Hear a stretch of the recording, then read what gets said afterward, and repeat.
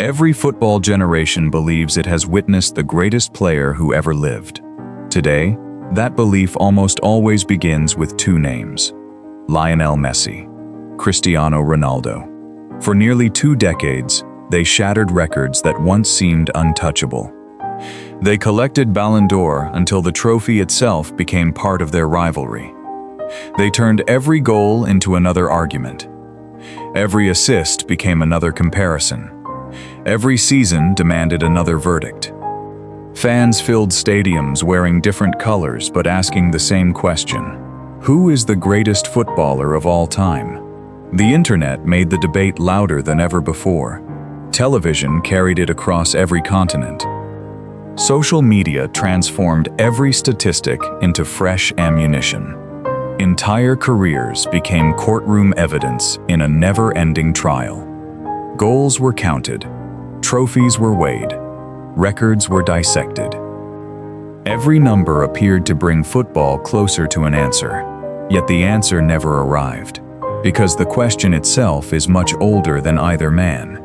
Long before Messi dribbled through defenders in Barcelona, long before Ronaldo exploded down the wing in Manchester, millions of supporters were already arguing over another name, then another again. Each generation believed it had already seen football's ultimate player. Each generation defended its hero with the same certainty heard today. The faces changed. The arguments never did. Because the GOAT debate did not begin with Messi. It did not begin with Ronaldo. In truth, it may have begun before the modern game even knew how to measure greatness. To understand today's debate, we must return to a football world where greatness had no statistics to hide behind, and no acronym called GOAT. There was a time when football traveled more slowly than the stories told about it. Supporters rarely watched matches beyond their own cities. Newspapers carried results days after the final whistle. Radio transformed distant victories into living imagination.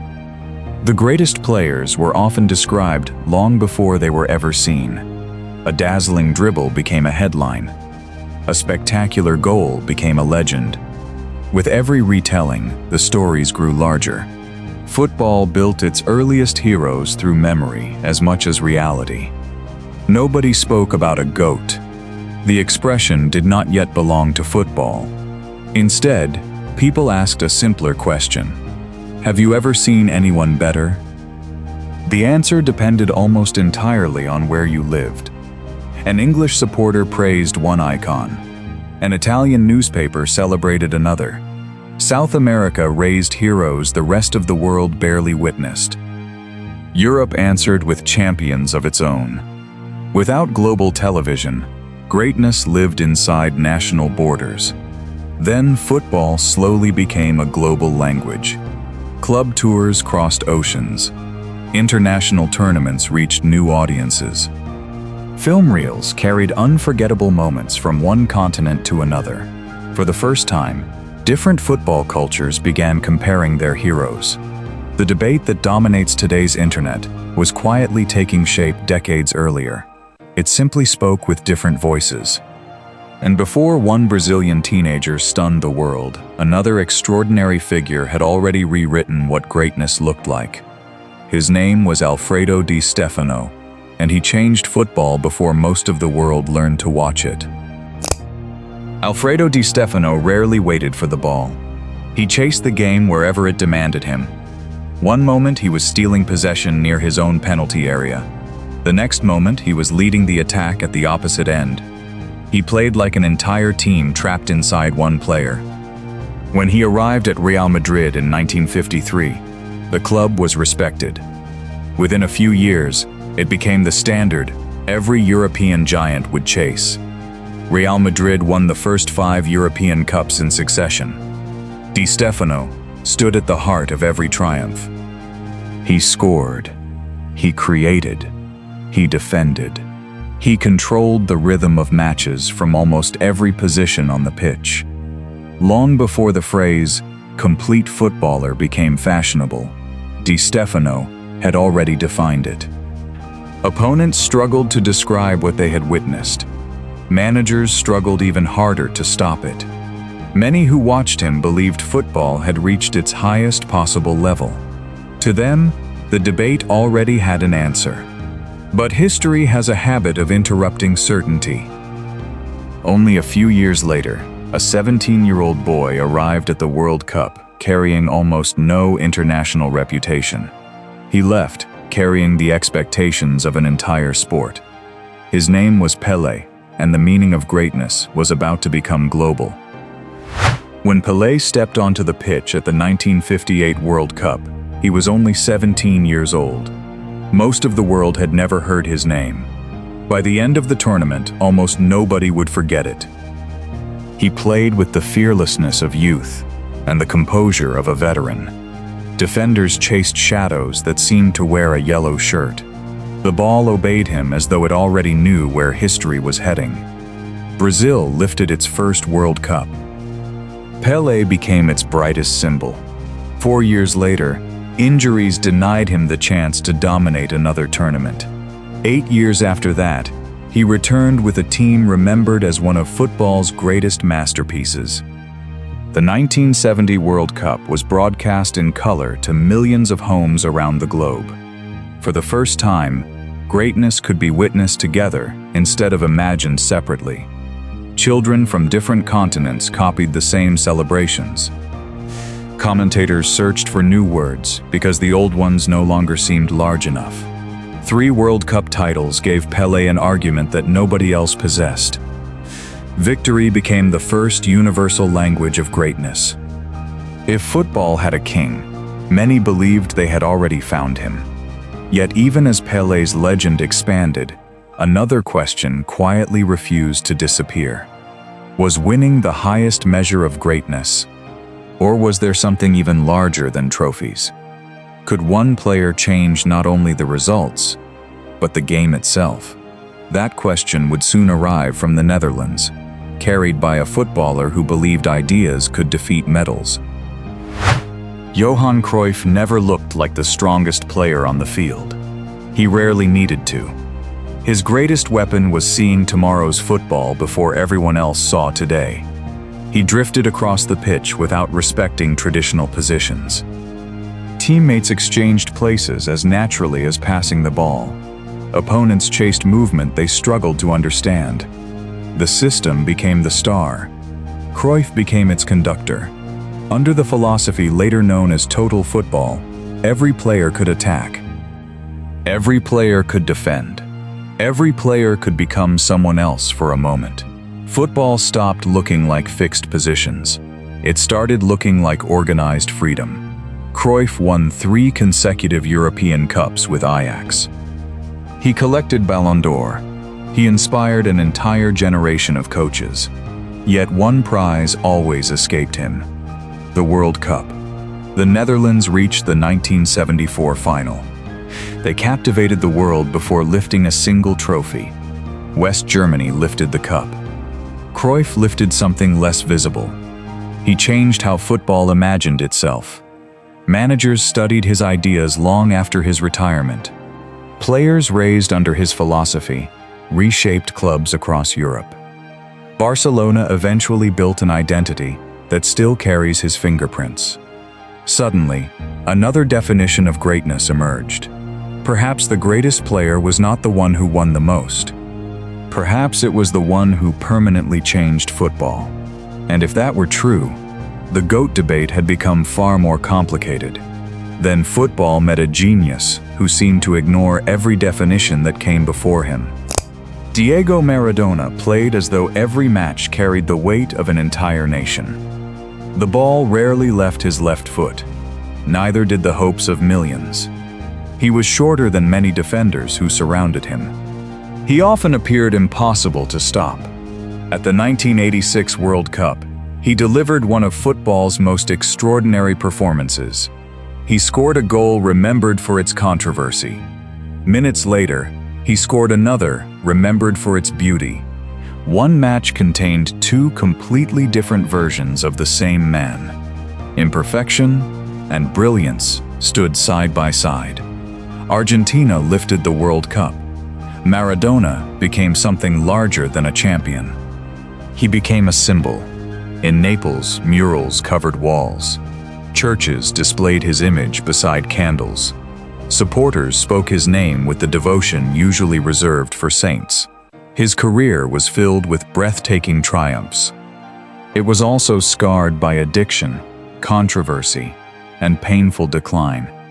Those contradictions never erased his legend. For many people, they made it feel even more human. Pelé represented perfection. Cruyff represented revolution. Maradona represented belief. He convinced ordinary supporters that one extraordinary player could carry impossible dreams. Statistics struggled to explain that feeling. Trophies could not fully measure it. How do you compare influence with inspiration? How do you compare flawless consistency with unforgettable moments? The search for football's greatest player no longer had one path. It now had several. And before the world ever argued about Messi or Ronaldo, a growing list of legends had already made one thing unmistakably clear. The greatest footballer depended on what greatness meant to you. By the late 20th century, football's greatest player conversation had become crowded. Franz Beckenbauer lifted his head and controlled matches like a chess master in boots. He turned the sweeper into a position of authority and elegance. George Best danced through defenders with the swagger of a rock star. Crowds arrived expecting entertainment before the match even began. Eusebio struck the ball with a force that terrified goalkeepers across Europe. Portugal discovered a hero who could change a game with a single shot. Each legend carried a different argument: leadership, creativity, charisma, power, longevity, influence. Football was no longer searching for one type of greatness. It was discovering many. Then the 1990s introduced a player who seemed built for the future. Ronaldo Nazario accelerated past defenders as though the laws of physics had briefly relaxed. He combined the power of a striker with the dribbling of a winger. Coaches searched for comparisons and found very few. Many believed they were watching football's next undisputed king. Injuries interrupted that destiny, yet his peak remained so extraordinary that decades later, players still speak about it with awe. Soon, another artist arrived. Zinedine Zidane moved through midfield with a calm that made elite football look strangely quiet. He scored in World Cup finals. He dominated the biggest stages. He turned pressure into theater. By the early 2000s, the debate had become impossible to simplify. Too many legends had already left fingerprints on the game. Then two teenagers arrived who would inherit every argument that came before them. Lionel Messi arrived in Barcelona with a slight frame and an unusual left foot. Cristiano Ronaldo arrived in Manchester with step-overs, speed, and relentless ambition. At first, they looked like different stories. One glided through spaces that barely existed. The other attacked them with explosive force. One seemed born with the ball. The other seemed determined to conquer it through work. Then the records started falling. 40 goals became ordinary. 50 goals became possible. Seasons that once looked historic began repeating themselves. They pushed each other higher, year after year. Ballon d'Or ceremonies turned into annual episodes of the same rivalry. Champions League nights became global events. Entire generations grew up believing football had never seen anything comparable. In one sense, they were right. Never before had two all-time greats competed simultaneously for so long. Never before had every touch been recorded, replayed, and debated by billions. Yet Messi and Ronaldo did not create the GOAT debate. They inherited it. Behind every modern comparison stood the shadows of Pelé, Di Stefano, Cruyff, Maradona, Beckenbauer, and countless others. The stage was bigger, the audience was global, the argument was old. And that is where the real problem begins. How do you compare a player from 1960 with a player from 2020? The game itself changed too many times. Pelé played on pitches that often looked more like uneven fields than modern carpets. Defenders could tackle with a brutality that would bring instant cards today. Cruyff competed in an era before sophisticated sports science transformed preparation. Maradona carried a workload that modern clubs would carefully manage. Messi and Ronaldo benefited from advanced nutrition, recovery, analytics, and global scouting networks. They also faced tactical systems far more organized than many earlier generations encountered. The calendar expanded, the number of matches increased, the number of cameras multiplied. Every mistake became permanent. Every masterpiece became instantly shareable. Statistics grew richer and more precise. Yet statistics also became more seductive. A modern fan can compare goals, assists, expected goals, progressive carries, and dozens of other metrics. A supporter from the 1960s often compared memories, newspaper reports, and the testimony of people who were there. One era measures almost everything. Another era preserved only fragments. The further back we travel, the harder certainty becomes. Which means the GOAT debate may not be a mathematical problem at all. It may be a question about what each generation chooses to value. Transition. And once that question is asked, football's greatest mystery starts to look very different.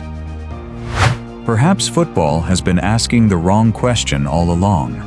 Not, who is the greatest, but, greatest by whose standards? To a child growing up in Brazil during the 1960s, greatness wore the number 10 and lifted the World Cup. To supporters who watched Real Madrid conquer Europe, greatness controlled every blade of grass through Alfredo Di Stefano. To those inspired by ideas, greatness looked like Johan Cruyff redrawing football's blueprint. To millions in Argentina and Naples, greatness sounded like Diego Maradona carrying impossible hopes on his left foot. For a new generation, greatness became measurable every weekend through Lionel Messi and Cristiano Ronaldo.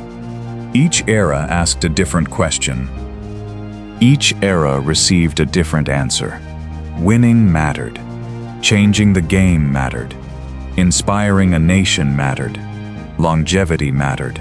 Consistency mattered. Beauty mattered. None of those ideas replaced the others.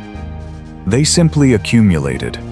The definition of greatness kept growing larger than any single player, which means every generation inherits a debate that is already unfinished. And perhaps that is exactly why football has never agreed on one final name. Pelé proved that greatness could conquer the world. Di Stefano proved that greatness could control every phase of a match.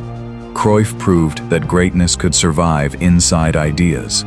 Maradona proved that greatness could live inside emotion. Beckenbauer proved that greatness could lead from the back. Ronaldo Nazario proved that greatness could exist even in a career interrupted by injury. Zidane proved that greatness could shine brightest under the heaviest pressure. Messi proved that genius could remain consistent for nearly 2 decades. Ronaldo proved that relentless ambition could keep rewriting the limits of human performance.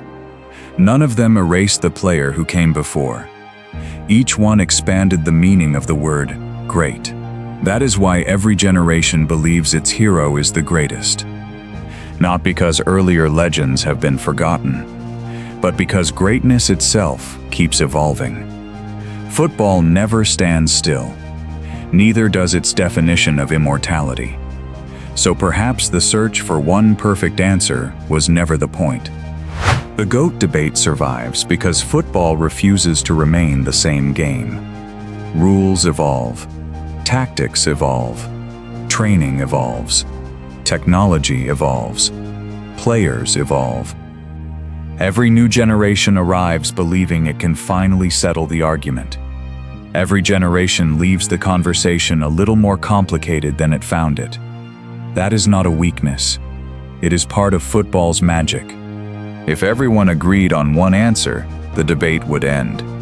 And with it, countless conversations between parents and children, friends in cafes, supporters in stadiums, and strangers connected only by their love of the game. Football's greatest player may never be chosen unanimously.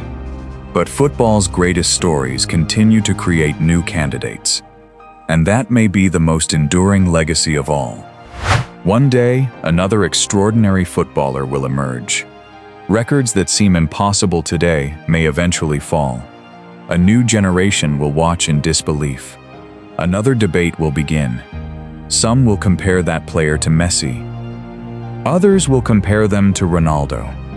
A few will still insist that Pelé remains unmatched. Others will never move beyond Maradona.